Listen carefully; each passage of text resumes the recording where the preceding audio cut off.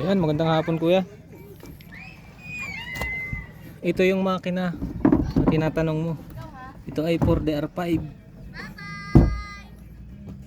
Alin ba ang tinatanong mo dito?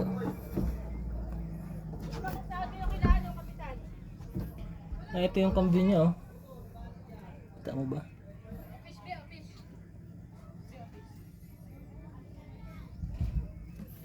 Yan na.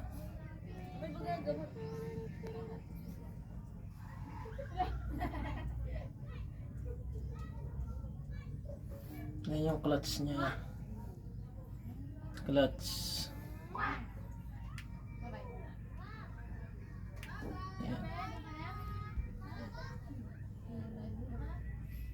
Naglagay sila ng ano dito. Sa baba na yan. Parang ano yun, nut na malaki tapos nakakonekta sa may body. Parang winilding. Tapos ayun, hinihila yung pinaka clutch. Pinagkonekta nila ng round bar. Ayun o. Tapos na yun yung cambio.